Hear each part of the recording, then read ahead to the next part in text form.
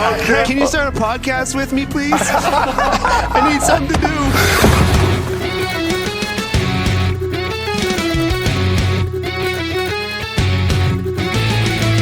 Pastrnak sent it out in front of Malkin to save. They score! Elias Lindholm looks to the heavens. Here's a chance. Patra right in and goalie scores. Oh my, what a move by the rookie. 2-on-1. Pastrnak moving in with Marchand. Get it to it. Score! The zone. Coyle dances in. Backhand score! Lindholm right wing corner. Pastrnak is there. He scores! David Pastrnak wins it for Boston.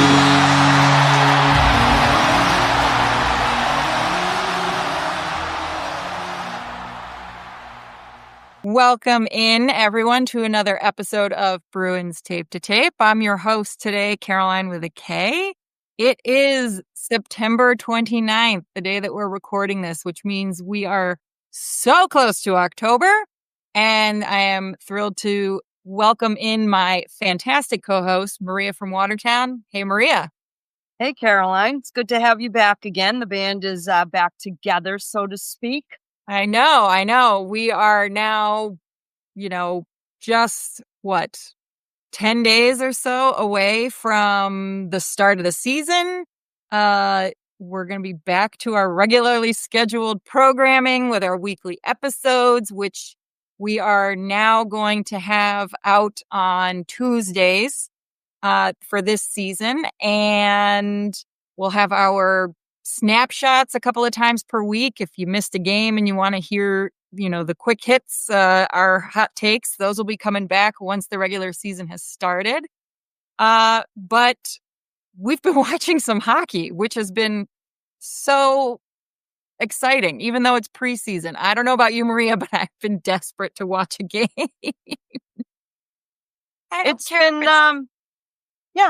been good to see the team take the ice again in whatever shape or form that they're going to be in for the upcoming season. So yeah, we're inching ever so close to real hockey being back again.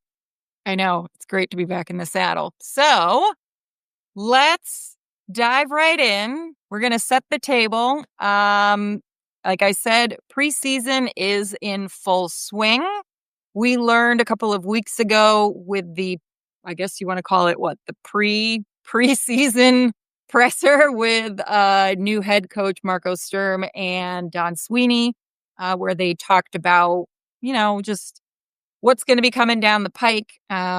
Most notably, the fact that this year the Bruins do not have any PTOs participating in preseason. So it's been the last couple of years we've had professional tryouts going on at the same time.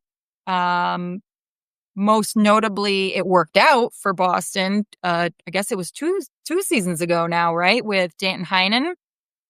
Didn't really work out the year before that or the year after.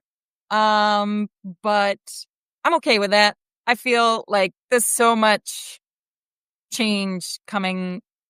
You don't need to add another potential element of change. What do you think? No, and they've got, you might argue that they've got enough guys right now on this roster that you could technically view as PTOs, right? So to add, more into the mix, number one, and number two, I'm not really sure there was anybody that viable out there that you might, it sounds disrespectful and I don't intend it to sound like that, but there wasn't anyone that was really enticing enough to potentially offer that option too.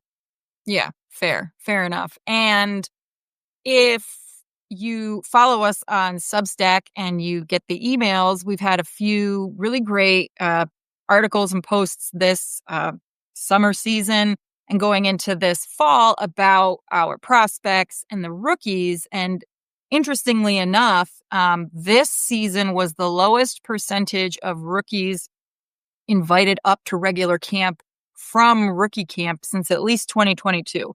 And go looking too far back, but it was only 41%, which 2 seasons ago, it was over 70% of the rookies in rookie camp were invited to come up to the regular training camp. But that doesn't mean that besides our regular guys that we know, obviously it's training camp. They're not doing tryouts. The rest of the guys aren't all just the rookies. They are actually competing for a job in Boston with a number of notable AHL guys too. You know, we've been seeing names that we have seen for a while now. Also, they're trying to get that full-time spot. We're talking Fabian Lysell, Patrick Johnny Brown. Matty Poitras. I mean, like what? Yeah, it's breakout time for these players, and we can talk about where we feel some of them stand later on in this pod, and who may be on the outside looking in. I have my thoughts on that, but yeah, definitely, there are certainly some guys on the AHL side who are kind of, I mean, in this one fan's opinion, reaching their Bruins expiration date, where it's, if this is a player who, the expectation is that they're gonna play in the NHL, this is when they have to make that jump, and they have to make the team, and they have to make the team, I think, in a pretty solid way, not in a bubble way, right? Right, I think, right. And we'll talk about it a little bit later, but we've already seen a number of the guys kind of tagged as, all right, you're AHL guys, basically having been, quote unquote cut at this point. But we got a lot of guys still in the running, and it's going to be interesting to see of those guys who are bubble guys. They may come up and down, who are solidly, they're just going to be in the AHL, and, a lot of people are going to have to get injured for them to really have a chance. Right. And, we got a special guest. For those of you not watching, my cat has decided to join us and show off the goods. Sorry. Well, if she's going to keep showing up, she better start contributing. That's all I'm going to say. I will say this is the one of my cats that she watches all 82 games with me. So she's probably qualified. Oh, yes, better takes than we do. I know. But I wouldn't be surprised if we are watching some of these guys and they are actually going to make the big team. So I feel really good going into regular season in a way that I certainly didn't feel last year, but we'll kind of get into that. We'll get to that. Yep. Maria, so one of my thoughts, and I'd love to hear your take on this, is, we've been discussing in our Discord group on game day, everything that we're seeing. This team feels different. Do you think it's because we have such low expectations, or do you think it's something else? Is this that new coach bounce? Is that a thing when you're starting a new coach at the start of the year, as opposed to, that new coach bounce that happens with a mid-season replacement? How do you feel? Do you see something different? Maybe it's just me. No, it certainly seems different. Again, we're not physically there. We haven't been, the practices are right in my backyard, but I haven't had an opportunity to go to any of them. But so I think, some of it is, starting off a fresh start with a new coach and some new coaching staff members. But I think, me personally, the players who were entrenched in the disaster that was the prior season, who have all come back, are pretty pissed off with the way things ended. Yeah. Right? I'd say 99.9% of professional athletes have a pride factor. You could not have any pride or much pride in what happened last season. So I think there's that pissed off factor. There's a redemption factor. There's we're not going to do this again, or we're going to work our asses off to try and avoid having a repeat of what happened last season. So yes, to some degree, I think it is different, and it better be goddamn different. Yeah. Or we're likely not going to see a lot of significant or substantial changes. Yeah. Yeah. So I'm looking at it through, right? Ultimately, it's the players you put out on the ice or the field Mhm. that have to do the job at hand, right? And Mhm. so you didn't do your job at hand virtually at all last season. Yeah. Except for, a small segment of the roster. So, I think there's a lot of redemption factor and motivation going on for this year's returning core of players. And hopefully that's going to trickle down. I agree. And we'll talk about those games and the things that we saw that make us feel differently in just a little bit. But let's just take a real quick cruise around the rink. Sounds like captains across the league are already starting to drop like flies. Oh, baby. And the season Yeah. hasn't even started yet. I guess we could go kind of really quickly from least awful to the most To awful. The worst case scenario, potentially. The Islanders are going to be without their captain, Anders Lee, for a couple of weeks.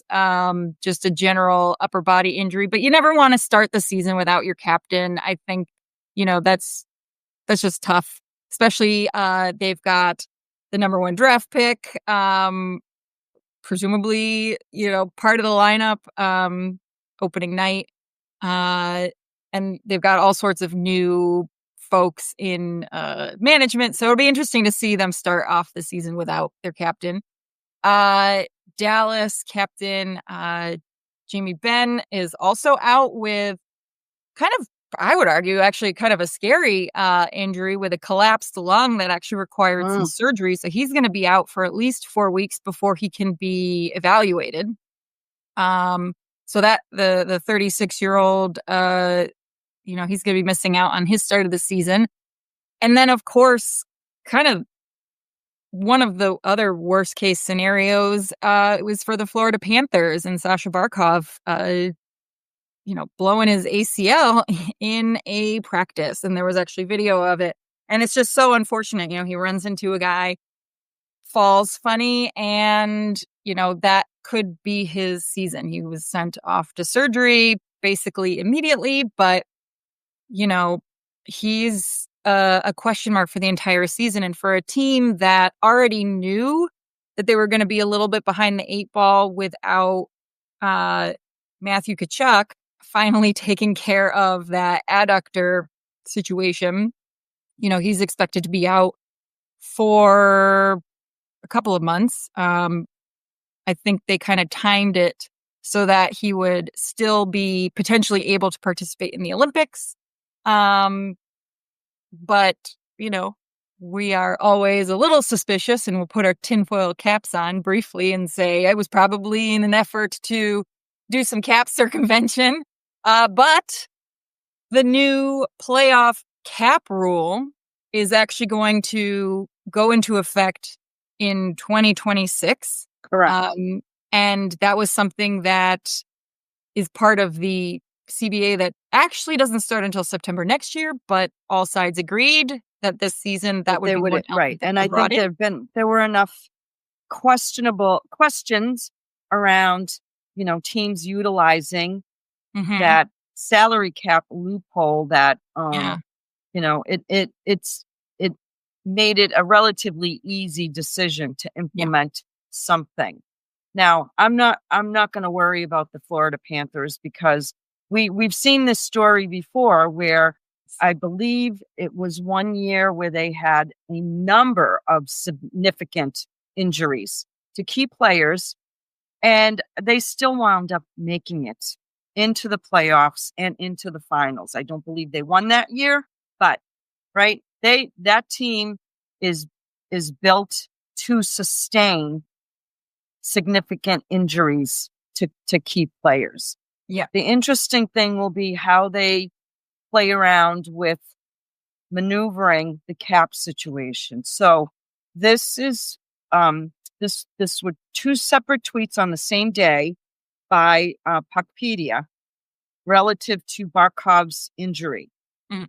So if Barkov might return this year, the Panthers can exceed the cap by up to $3.8 million for his injury. If he's medically declared out for the full regular season and playoffs, they can then exceed the cap by his full $10 million, and then he's ineligible to play this season or the playoffs. And that's based on the implementation of the new rule. Now, the potential loophole right now for the Panthers is they can wait on making that decision because they could be cap compliant, this again from Puckpedia, to start the year by putting Matthew Tkachuk on LTIR, which would give them $3.8 million in cap relief, and Nosek on LTIR for $775K relief.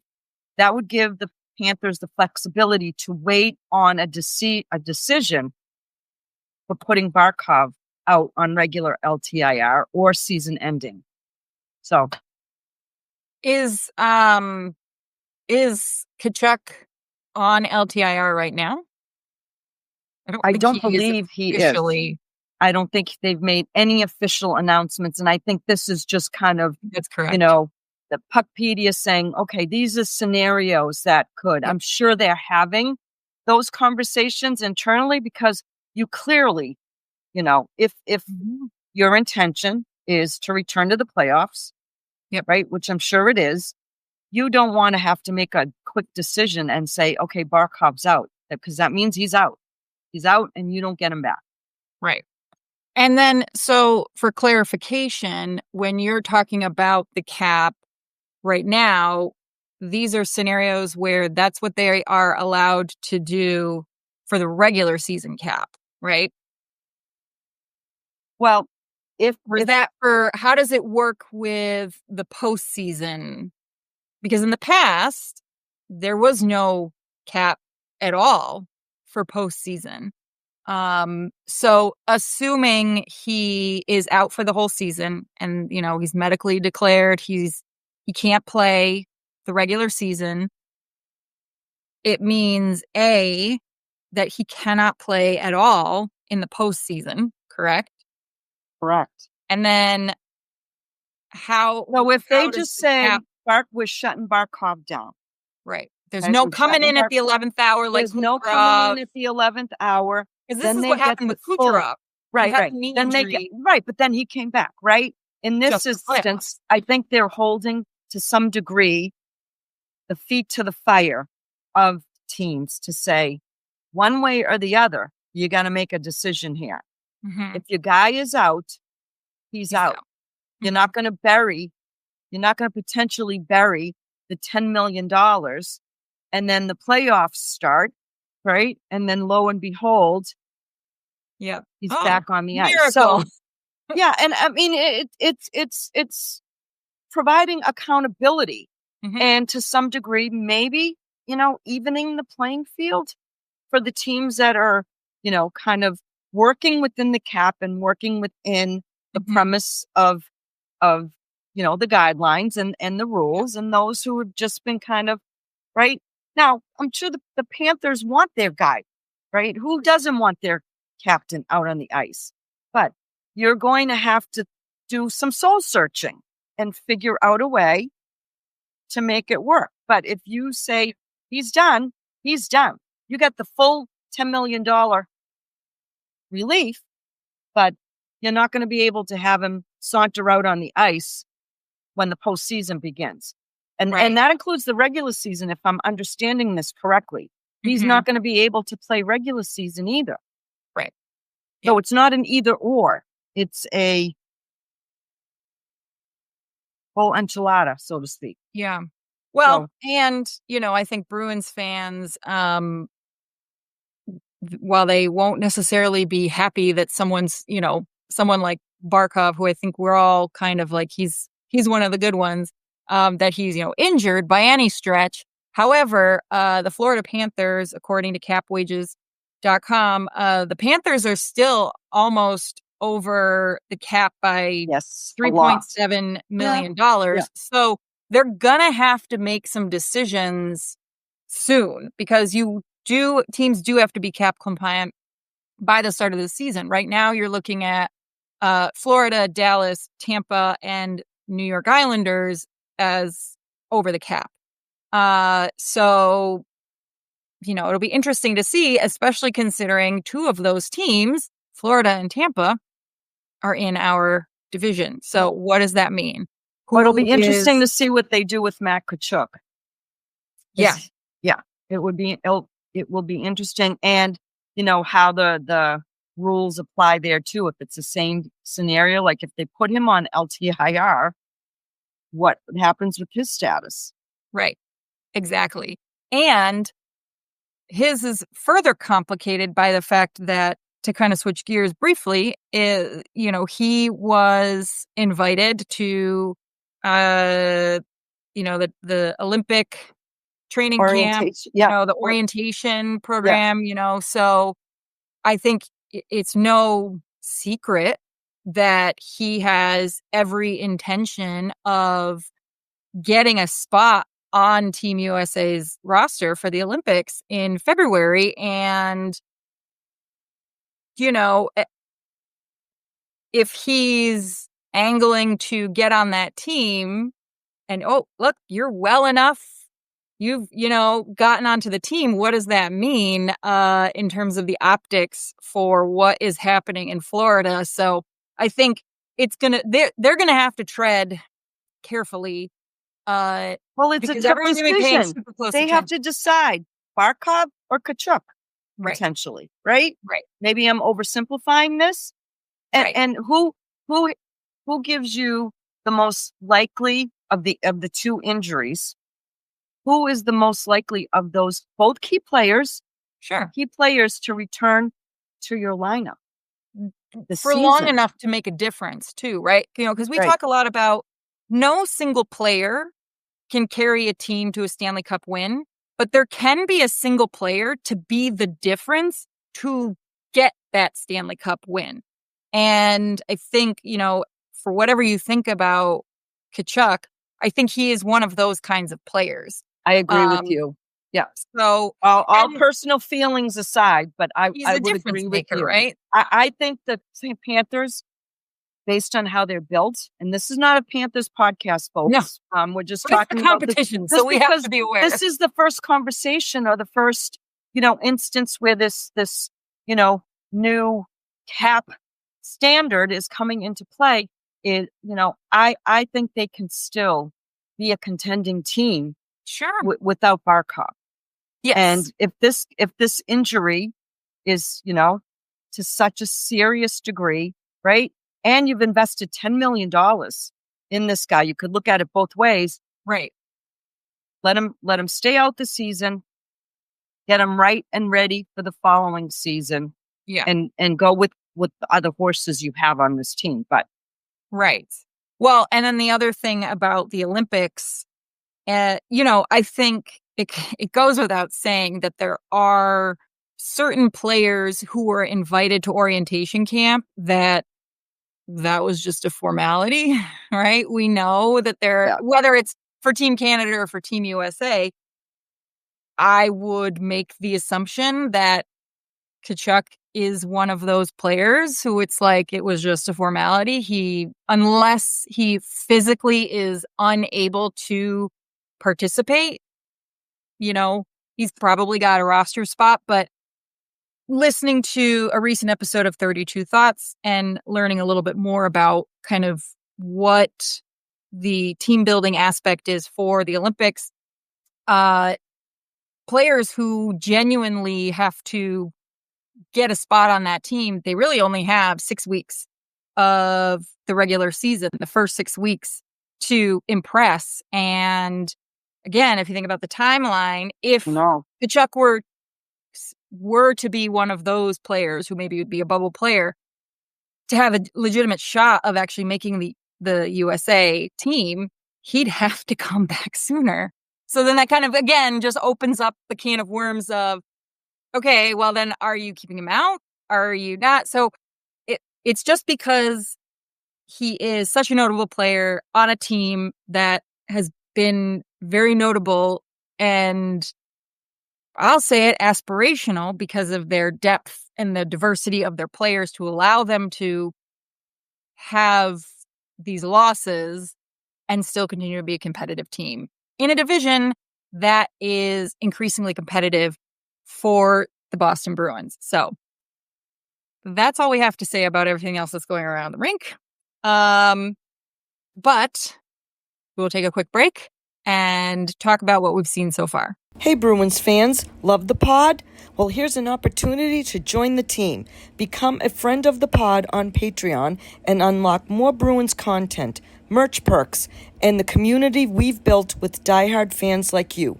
For just $3 a month, join Gallery of the Gods. Get ad-free episodes, sticker swag, and a discount in the merch shop.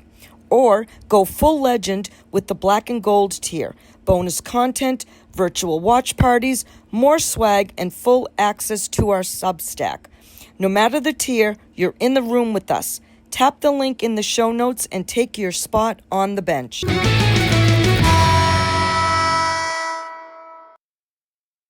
Fake break. All right. All right, everyone. So welcome back. We're going to talk a little bit, just really briefly, about what we saw in the first 3 preseason games. We saw the Bruins lose to the Capitals in Boston on the 21st. That was a loss at home with, I believe, the A squad, or at least a lot of guys from the A squad. They did keep up pace with the shots on goal, which, I don't even at this point remember anything particularly notable about that game. I don't know if you had a chance to really watch. I had to listen. The one thing I did notice besides the shots on goal is coming out of our own end is faster. It appears to be faster. Mm-hmm. Yeah. As much as, that very first game, even if it was just a preseason game, being a loss at home kind of just reminded you like, ugh, what are we dealing with? Taking a minute to just look at the shots on goal and the fact that both for this game and the second game, they really started to pepper the opposing team they really did, really increase their shots on goal in the third, which is something that was a problem all season. The fact that there were multiple periods in the season where there wasn't even a single shot on goal. Quality over quantity. Didn't we hear that at one point? Oh God, I don't want to hear that phrase ever again.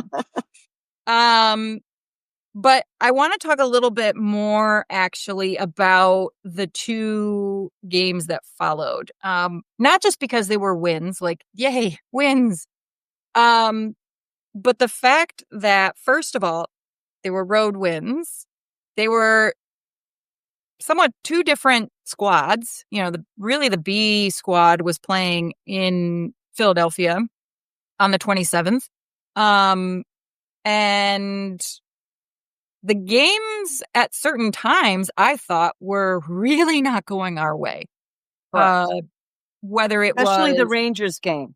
Yes. The Rangers game looked like stupid mistakes. I mean, we've already seen a couple of times. Typical kind of like, here we go again, right?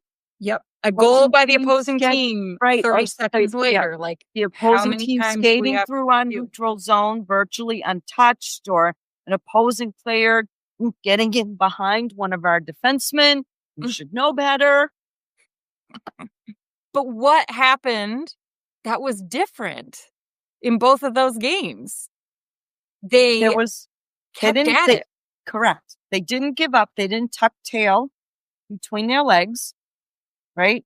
Mm-hmm. And they kept pushing on. They kept playing, and they kept their fight.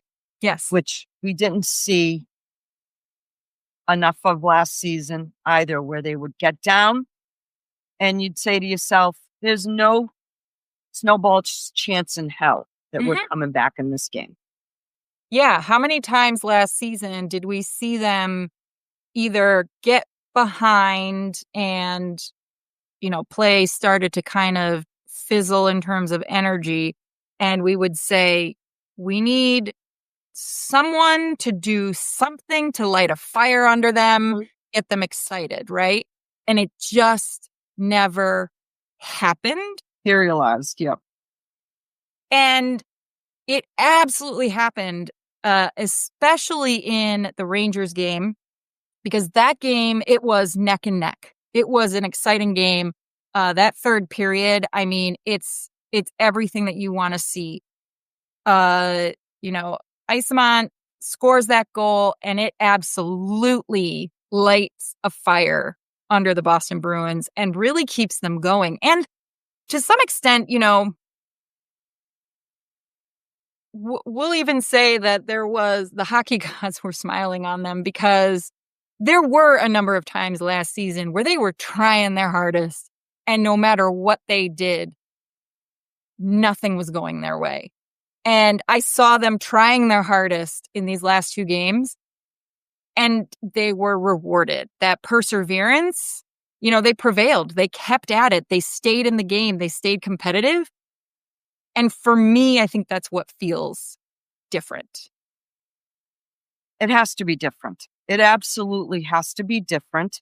And I think we're showing signs of it, number one. And we're also seeing, to me, something that's different from last season's training camp is that a number of these rookies and, other players understand that they're fighting for jobs, that they want to be part of this opening day roster, which to me is dramatically and significantly different from what we saw in last season's training camp. I think you make an interesting point, because while, when we were talking about the rookies who moved on from rookie camp being the smallest percentage ever, like I said, that doesn't mean that there weren't a lot of spots to fill. Actually, the camp is to some degree wide open in a way that it probably hasn't been in a very long time. And I wonder if last year in particular, besides all that garbage that was kind of the distractions and the things that were happening on the outside,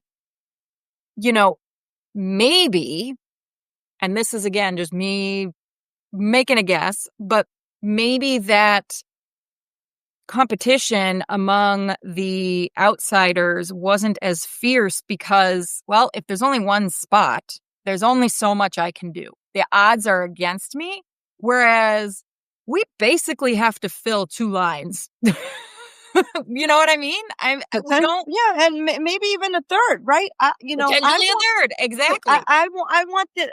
I'm hoping that these assessments are being viewed very openly. Yeah. So I think the energy that we have seen in the last two games certainly can be chalked up to the fact that you've got a lot of players who have been out there. We've seen a smattering of the regulars, which is fine. Like, that's normal. I mean, we certainly have already seen more regulars at this point than we did last year. Right. I was hoping we would. So that's good, right? A lot more of the regulars than we have seen again.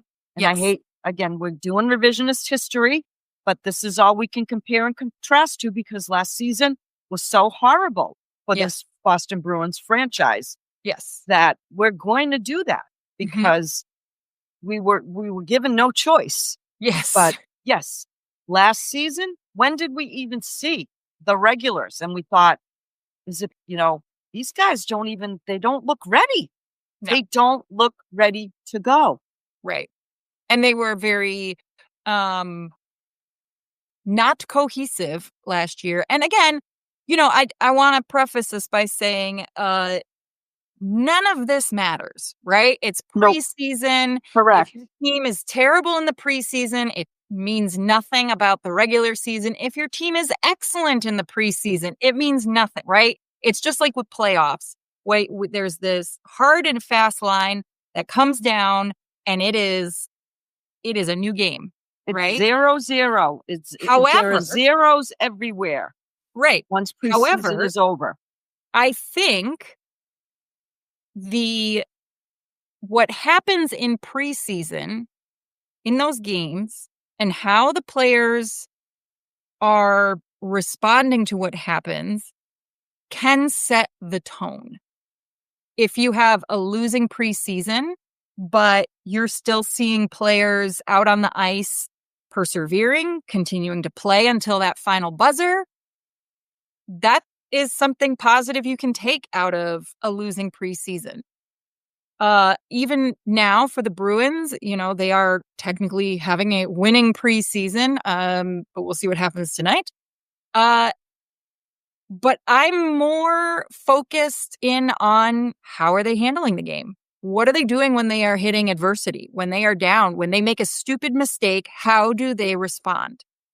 And that, to me, is the biggest difference in what I am seeing compared to last year.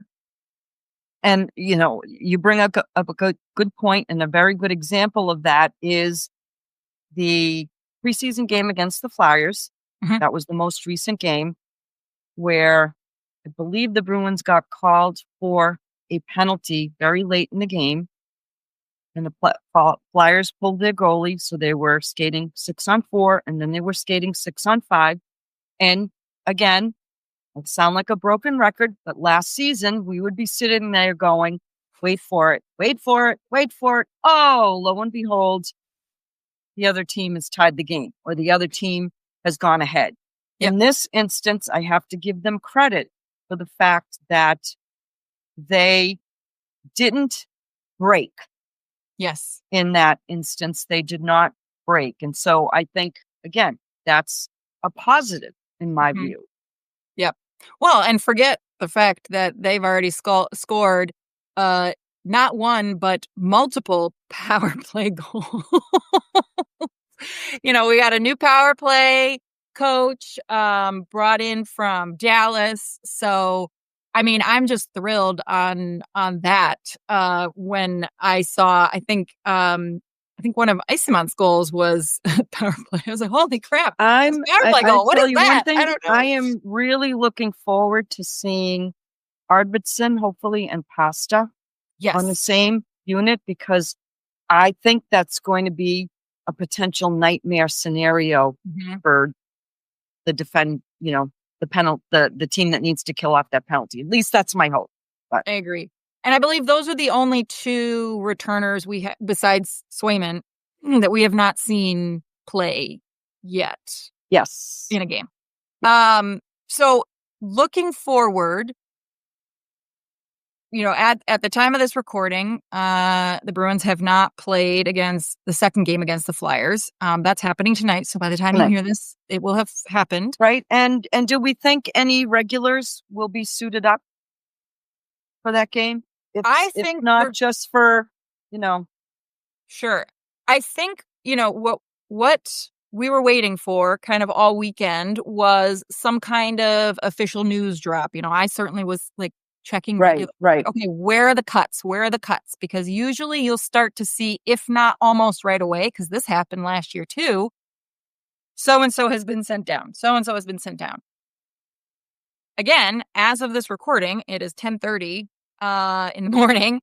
I have not seen anything official out of the Boston Bruins communications. Now, we have seen on Twitter from Ty Anderson some updates to the camp roster. Right. But there have been no surprises there. So all of those players who have effectively been assigned to the AHL, Joey Abate, Jake Schmaltz, who was at rookie camp, Jackson Edward, rookie camp, Colin Felix, Ty Gallagher from rookie camp, Loki Johansson, Max Wenner, Luke Karoline, and I'm going to butcher his last name, Simon Zajac, who was also at rookie camp. They all effectively have been assigned to the AHL. Now, I don't know, though, because I haven't seen anything officially from the Bruins. Does that mean that they are actually done and gone and sent down? I don't know yet. But there's still a lot of guys left over, and we're going to start seeing the splitting of the squads so that you will start to see Squad A be more reflective of who's going to be on that 20. And those aren't 3-person marquee roster. names. No disrespect to those players, right? So those Right. None of them players played, and with the exception of Simon. None of them played in any games. None of them got rostered, you know. So that's not a surprise. Everyone who's left, I believe, has played a game. And I think that the coaching staff, it has a lot of tough decisions ahead. And, you know, I'm not mad, actually, that we haven't heard hide nor hair from the coaching staff, because I'm okay with them doing things a little bit differently. If that's what they got to do to keep, you know, competition going. Well, and if you look at these names, right, that are left, now these are the names that Ty distinguished on his tweet. Thank you, Ty Anderson, for doing this. So these are the players that are still on the bubble, so to speak, and would not require waivers to be assigned to Providence. So this leads me to believe that, you know, these guys still have a chance to make and get and secure a roster spot. And then others will be assigned to Providence. So these are the names that are still kind of lingering. Dalton Bancroft, Riley Duran, Rookie. John Farinacci, Brett Harrison, Rookie. Dan Zlock-Mellis, Mm-hmm. Fabian Lysell, Fraser Mitten, Yep. Matt Rookie. Poitras, and Frederick Brunet. Yep. Now, I'm going to say, and I'm probably going to get killed for this, but I'm going to say it anyways, because what my eyes see when I watch games is I still don't think Matt Poitras is ready for the big leagues. This young man still gets knocked off the puck much too easily. Yeah. And I have a funny feeling, and this may be a very hard decision for the organization, Right. but I would send him back down to Providence. That's just, and again, people can come at me. This is just what I see. This has been my concern, and I've raised it more than once last season. And it's, to me, continuing into the off season. I just don't think he's ready yet. The guy that I'm really impressed with is Zlock-Mellis. I think Zlock-Mellis. I think he's got a chance. You know, I'm not seeing much out of Fabian Lysell. He's one that I think the expiration date is coming up. I'm not sure what's going on in this young man's head, but dude, like, leap or get off the pot. Like, you're given opportunities, but I don't know. I'll be surprised if Matt Poitras, and I want to hear the rationale for having Matt Poitras starting on the game day roster, but it's just my 2 cents. He's an interesting one because he absolutely had a fantastic rookie camp when, you know, he had his sort of real debut. You know, he'd been through the system before, but, you know, and I don't know if that was just good luck, circumstances, who knows, whatever, right? Well, the kid has skills. He does. 100%. Really has, you know, he has a good hockey IQ. He has speed. Right. He has decent hands. My concern, and it's solely centered around this, is that he gets knocked off the puck very easily, and then he becomes our target by opposing players. And then when does that lend itself to potentially being a liability or another injury waiting to happen? Well, and the fact of the matter is, you know, your competition at every camp changes every year.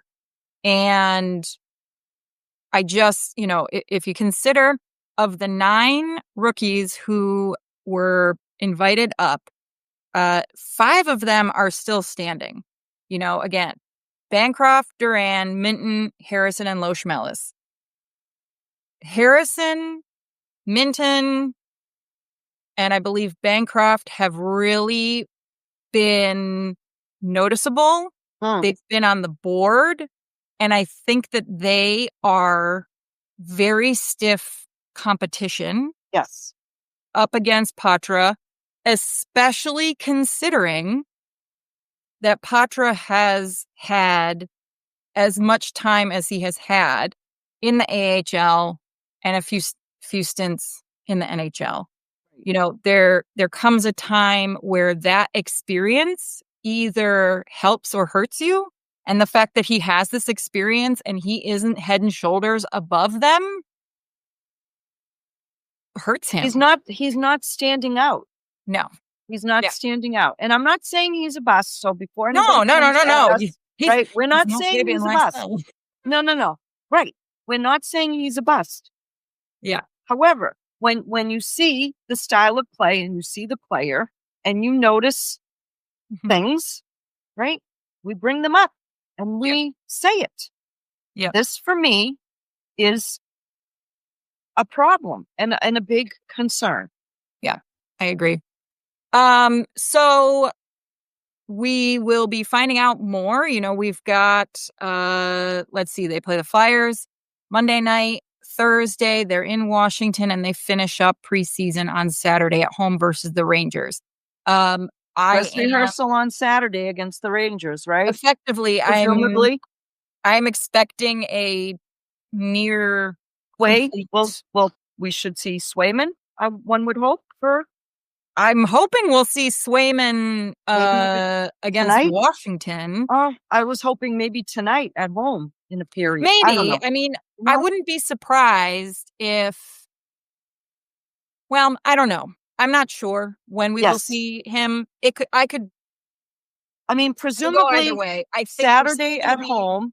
Yeah, will be the dress rehearsal for. Yes. Again, are we going to know what all the at least our starting goalie and potentially our first 2 lines?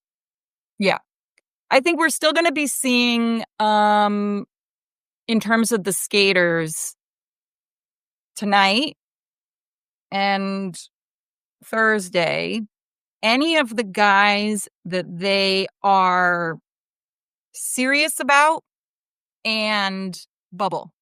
Like trying to decide, where do we put this guy? I think that's what we're going to be seeing moving forward, this is how it should be, right? Again, not to go back to last year, but on the very last preseason game for Boston last year, we were still putting up an AHL team. And I remember we played the Rangers, and it was all the Rangers. All the guys were there. And it's like, what? Why are the P Bruins out there? Right. And the dress rehearsal of the season. Right. It makes no sense. I'm fresh start, right? Yes. Fresh start.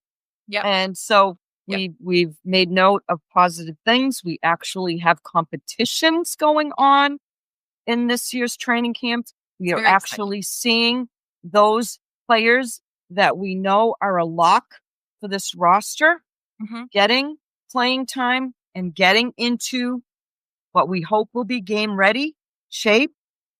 And then we'll see where the chips fall for the players that we spoke about earlier, those bubble players, and who actually seizes the opportunity that's been provided to them, because it is an opportunity to get yourself, which is, I would think and hope, your goal all along, is to get yourself and secure an NHL roster spot. Yeah. And just briefly, before we kind of wrap up our time here today, I wanted to just throw out there a quick convo about Michael DiPietro. I have to think about his first name every time. I will be calling him Rick at some point this season. No, it's Mike. Mike. Yeah. I just want to throw his name out there because I think Bruins fans need to be locked in on his name for a couple reasons. First of all, I am super impressed with this player's journey. He's a 26-year-old goaltender who he came to Boston in the fall of 22 as part of the Jack Studnicka trade with Vancouver. And this goalie went to the Vancouver organization, and, this isn't just my own opinion. This was the general opinion that I heard in multiple places by people who knew also what they were talking about, that his time in Vancouver was a combination of bad timing, COVID protocols and such, and mismanagement of his development. He was part of the taxi squad for almost the entire COVID season in 2021, which arguably negatively impacted his development because when you're part of the taxi squad, you can't go down because you have to be available in case of, emergency. But then you're also not necessarily actually ever being used. And even his agent was publicly criticizing the way that the Canucks were handling him because he effectively was being held in limbo during a pretty important time in his development. So when he was acquired by Boston, I remember thinking, well, what the heck is Boston doing? Bringing on another goaltender. At the time we had Brandon Bussi, who was kind of being touted as the next big one after Swayman. They brought DiPietro over. They put him in Maine, the ECHL affiliate, for that season. And then I think it was relatively quietly. Again, I'm not a close follower of what's happening in Providence, but quietly brought him to Providence and really started to develop him to the point where, with the departure of Brandon Bussi, he is now looking at the number one starting goaltender spot in Providence. And I think we all know, I believe this is Korpisalo's last season, with his contract. I can't imagine that Boston is going to necessarily extend him.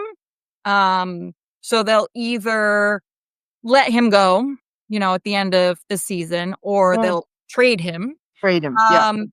And so I think we are looking at DiPietro having had as many opportunities to be in net this preseason, not just to get eyes on him because they want, the main coaching staff want to know what they've got in him, but to give him some experience, because I think that they are probably anticipating him having an opportunity to come up at some point and to give him a little bit of taste and experience and preparation for when he makes that jump, because it's basically Korpisalo is the one standing between DiPietro and a spot on the NHL roster. So I'm really impressed that he was able to, first of all, that he was able to kind of turn around this situation that he had absolutely no control over.